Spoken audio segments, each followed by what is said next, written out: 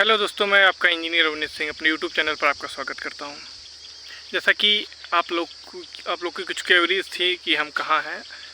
हम आपको बताए थे कि हम घर आए हैं। हमारे बड़े मामा जी हैं, उनकी हेल्थ काफ़ी डाउन हो गई थी।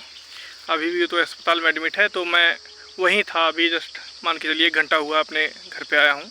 तो आज जो भी अपडेट है हम वीडियो नहीं इसीलिए डाल पाए थे क्योंकि हम बड़े व्यस्त चल रहे हैं। ना हम किसी का रिप्लाई भी दे पा रहे हैं, ना कॉल भी रिसीव कर पा रहे हैं। हॉस्पिटल कल रात से ही हम अस्पताल में थे, कल शाम को ही चले गए थे। जैसा भी भाई, आप लोग अपना मोरल डाउन मत कीजिए। देखिए, जो भी कुछ होगा ना, एक नियम और कायदे के अंदर ही रह के होता है। जो कुछ भी निर्णय होता है भारतीय संविधान के अनुसार ही होता है। भारत में लोकतंत्र है, भारत में लोकतंत्रात्मक व्यवस्था है।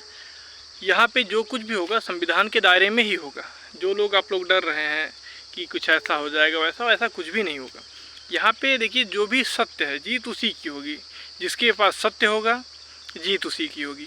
कुछ लोग कल बड़े भयभीत हो गए थे कि आनंद सर ऐसा है वैसा, ऐसा कुछ नहीं है। आनंद सर भी आदमी है। आदमी जब इतना इरिटेट हो जाता है तो कहीं ना कहीं फ्रस्ट्रेशन निकलता है। सब देख ही रहे हैं, एक आदमी को इतना लोग जब टारगेट करेंगे तो जाहिर सी बात है भाई, थोड़ा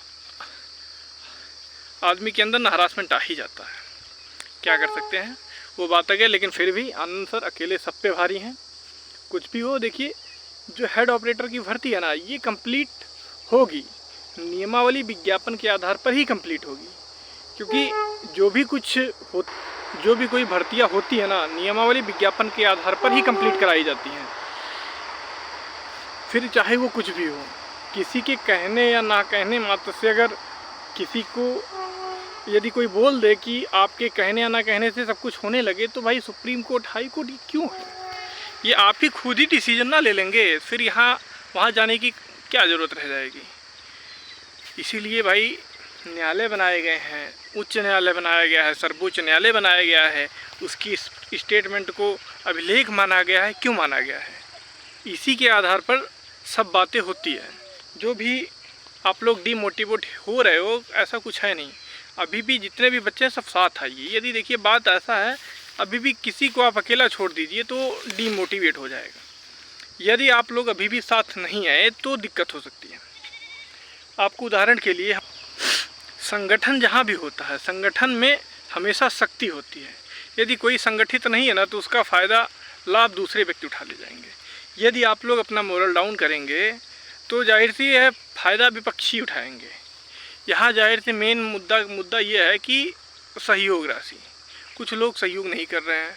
अब जाहिर सी बात है भाई, देखिए आप वकील करेंगे तो फंड की आवश्यकता होगी। तो फंड इकट्ठा भी नहीं उतना हो पा रहा है क्योंकि बच्चे दे नहीं रहे हैं। तो जो भी बच्चे अभी भी नए हैं, जुड़ जाइए चैनल से हमारे जुड़ जाइए। वीडियो को लाइक कर दीजिएगा, चैनल को सब्सक्राइब कर दीजिएगा और हमारे ऑफिशियल ग्रुप से आप जुड़ने का प्रयास करें। क्योंकि वहाँ अफवाह की स्थिति नहीं रह जाती है। जो अफवाहें हैं ना, टेलीग्राम हुआ, ये छोटे मोटे ग्रुप हुए, यहाँ सिर्फ अफवाहें उड़ती हैं। तो आप अफवाहों पे सावधान रहें, अफवाहों से उस पर विश्वास ना करें। क्योंकि जो भी कुछ होगा वो सब आपके पक्ष में होगा, नियमावली विज्ञापन के आधार पर होगा। जाहिर सी बात है, हाई कोर्ट ने पहले ही कह दिया कि हम इलेक्ट्रॉनिक्स प्रूफ को एविडेंस नहीं मानेंगे। जो IGRF ये मेल की दुहाई दे रहा है ना, तो उससे कुछ होने वाला नहीं है। और जो कुछ लोग पैरा 11 को पकड़ के बैठे हैं, जो यूपी ट्रिपल एसएससी की दुहाई दे रहे हैं, यूपी ट्रिपल एसएससी जेईई में बस उनको फॉर्म फिल करने की छूट मिली है। और जो डिसीजन होगा उनको मानना होगा, बाध्य होंगे उसके लिए। हम लोग के यदि फेवर में, आप खुद ही देख लीजिएगा, 24 तारीख को सब कुछ क्लियर हो जाएगा, डिसीजन आपके फेवर में आ जाएगा। रही बात सहयोग राशि की, तो जितने बच्चे अभी भी ऑफिशियल ग्रुप से नहीं जुड़े हैं, आप जुड़ जाइए। क्योंकि आप लोग की छोटा सा सहयोग आनंद जी को और उनकी टीम को बहुत एक सुदृढ़ स्थिति में पहुंचा सकता है। यदि आप अभी भी सोचेंगे, यदि आप अभी भी भ्रम की स्थिति में रहेंगे, तो ऐसा ही काम नहीं चलेगा। कुछ बच्चे कल रात से ही फ़ोन कर रहे हैं कि सर क्या हो गया। और रही आप जिसको हिसाब चाहिए ना, तो आनंद जी से आप कांटेक्ट करिए, वो हिसाब पूरा देने के लिए तैयार है। भाई एक बात तो है, आनंद जी जैसा कर्मठी ईमानदार व्यक्ति नहीं मिलेगा। वो बेचारे अगर आते हैं ना, तो अपने पैसे से ट्रैवल करते हैं। जो हम लोग के द्वारा दिया गया फंड रहता है, तो उससे भी वो बेचारे यूज़ नहीं करते हैं। आप देखिए कितने सिंपल और साधारण व्यक्ति हैं। उनका व्यक्तित्व तो बहुत अच्छा है। उनके ऊपर यदि कोई उंगली उठाता है तो वो अच्छा नहीं है, वो अच्छा नहीं करता है। या तो उसको नॉलेज नहीं होगा या फिर आदमी को उसको फ़र्क नहीं है। आनंद जी बहुत अच्छे विचार व्यक्तित्व के आदमी हैं, ऐसा कुछ ना करे कि मतलब आदमी को ठेस पहुँचे। वैसे ही देख रहे हैं, यदि एक आदमी को ना पूरा एक समूह इकट्ठा करके घेरने का प्रयास कर लेना तो समझ जाना चाहिए उस आदमी में बहुत दम है। यदि मान के चलिए कोई इतना ही सच्चा होता तो हाई कोर्ट में जाके चोरी छुपे केस करता। अब तक भर्ती बोर्ड पे सहारा था, भर्ती बोर्ड से भी विश्वास उठ गया, कुछ दिन के बाद हाई कोर्ट से भी विश्वास उठ जाएगा, फिर उसके बाद सुप्रीम कोर्ट से भी विश्वास उठ जाएगा, फिर इंटरनेशनल न्यायालय वहाँ से भी विश्वास उठ जाएगा। तो बातें ऐसे नहीं होती हैं, बातें जो चलती हैं मुखर नहीं होती हैं। कोर्ट को एविडेंस चाहिए, प्रूफ चाहिए। जो प्रूफ एविडेंस है आपको पता ही होगा सब आपके फेवर में है। ऐसे नहीं मामला चलता कि आप मुखर कुछ भी बोल दें, आप एक कमरे में बैठ के गोष्ठी कर दें।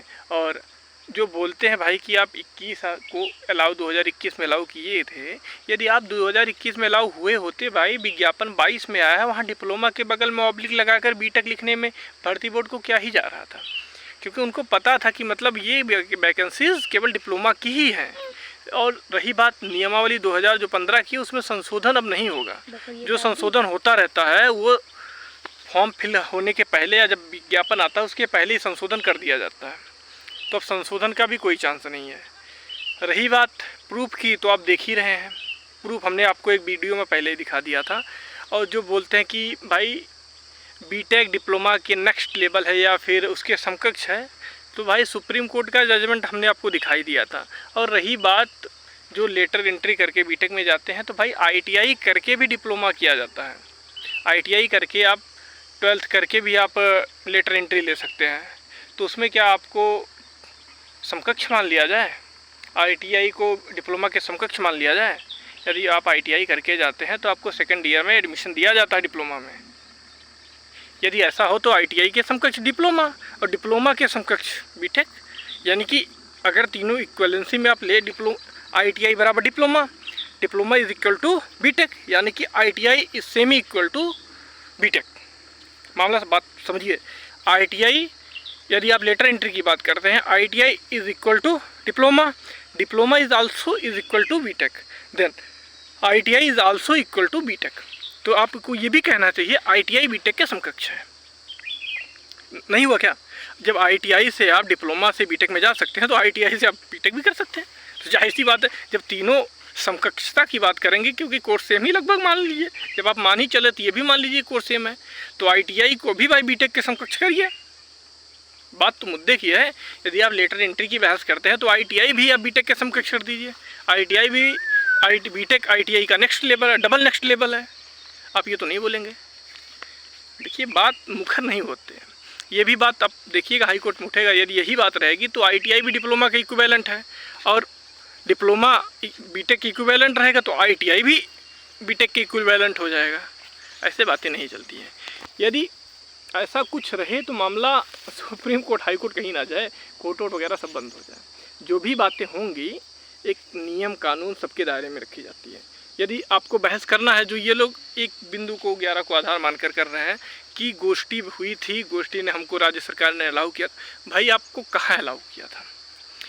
नियमावली में नहीं, विज्ञापन बाद में आया वहाँ भी नहीं, गवर्नमेंट ऑर्डर कोई नहीं, कोई नोटिस जारी हुआ नहीं, तो आप किस आधार पे बोलते हैं हमको अलाउ किया? भर्ती बोर्ड को सीधा बोल देना चाहिए हमने आपको अलाउ नहीं किया। जो IGRS मेल ये सब होता है तो ये कोई एक IAS अधिकारी नहीं करता, वहाँ जो बैठे रहते हैं लोग वो कर देते हैं। तो आप क्या भर्ती बोर्ड अगर चाहेगा ना तो भर्ती बोर्ड चाहेगा तो एक माफ़ीनामा लिख के काम ख़त्म कर देगा। और देख लीजिएगा आप 24 तारीख को यही होगा। ये लोग केस में दम बिल्कुल नहीं है, खारिज हो जाएगा एक ही हियरिंग में। फिर जितने डिप्लोमा वाले भाई हैं ना, तो फिर आप लोग अगर यदि ये सोच रहे हैं कि अब आ गई है ALP की नौकरी, ALP की वैकेंसीज बढ़ गई हैं, आप ALP में लग जाएंगे, तो यदि आप इसमें भी लगेंगे ना तो आपका इसमें भी टाइम वेस्ट होगा, पैसा भी लगेगा और कोई सिक्योरिटी नहीं है कि आपकी हो जाए। इसमें यदि GC के 110 से अच्छे नंबर आ रहे हैं तो सबका हो जाएगा, क्योंकि यहाँ पे वैकेंसीज हैं, उतने बच्चे हैं नहीं।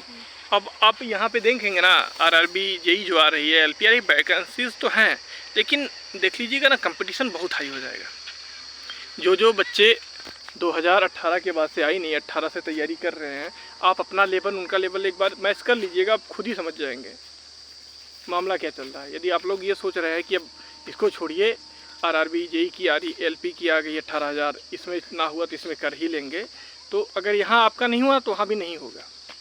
वहाँ पे तो आपको 3 स्टेज क्वालिफाई करने पड़ेंगे। और रही बात कोर्ट की, तो उच्च न्यायालय में मामला चल ही रहा है, सुप्रीम कोर्ट भी चलेंगे। दिल्ली का रास्ता हम लोग ने देखा है, ज़्यादा दूर है नहीं, सुप्रीम कोर्ट भी चला जाएगा। बस साथ चाहिए। यदि आप सोच रहे हैं कि एलपी में आपका हो जाएगा तो इतना इजी नहीं है, कंपटीशन और टफ हो गया है। एक एक दिन में ना कंपटीशन बढ़ता चला जा रहा है। यदि यहाँ जिसके ना 110, 12, 15, 20 क्वेश्चन है ना, एलपी में आप देख लीजिएगा हालत क्या हो जाएगी। क्योंकि पढ़ने वाले बच्चे दिन ब दिन बढ़ते चले जा रहे हैं। यदि आप इसी में सिलेक्शन लेके चले जाते हैं तो आपका कितना प्रॉफिट होगा, आप खुद ही ये सब बातें ना आप दिमाग से खुद सोचिए। यदि आपके दिमाग में ये सब आ रहा है कि हेड ऑपरेटर में मामला लटका हुआ है, इसको छोड़ देते हैं, इसको यहाँ पे जहाँ पे है छोड़ दे, जो होगा देखा जाएगा। यदि आप ऐसा ही करेंगे तो एएलपी की जो जॉब है उसमें तो भाई सब भरेगा, सब फॉल फिल्म करेगा इस बार।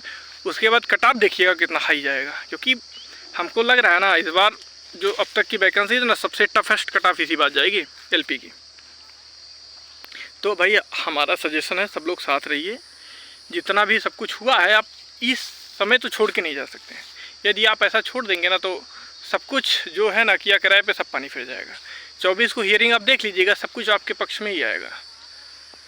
यदि आप डर रहे हैं कि ऐसा कुछ हो गया, आनंद सर छोड़ रहे हैं, तो ऐसा कुछ नहीं। आनंद सर स्टार्टिंग से लेके एंड तक आपके साथ रहेंगे।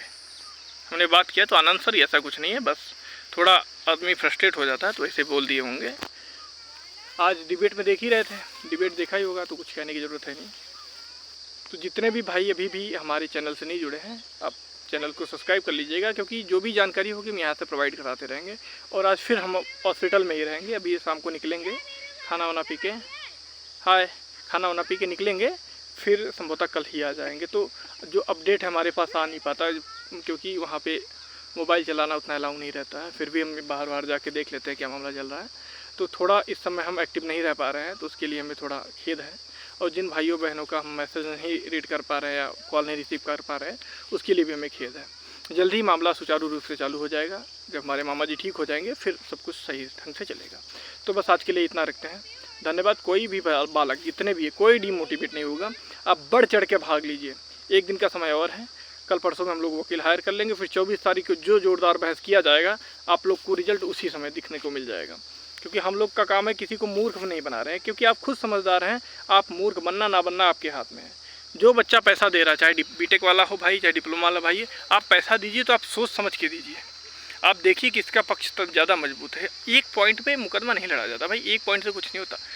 किसी के फेवर में 1% है, किसी के फेवर में 99%, तो मामला ज़मीन आसमान का हो जाता है। और ये हम आपको एक यही भविष्यवाणी कर देते हैं, देख लीजिएगा, इसमें डिग्री होल्डर बाहर हो जाएंगे। और ये स्टार्टिंग से हम जानते हैं कि डिग्री होल्डर बाहर होंगे, लेकिन उसके लिए लड़ना पड़ेगा। इसमें आप लोग को सहयोग की आवश्यकता है। आप ज़्यादा से ज़्यादा आनंद भाई के साथ जुड़िए, उनका हौसला बुलंद करिए। आज के लिए इतना रखते हैं। नमस्कार, जय हिंद।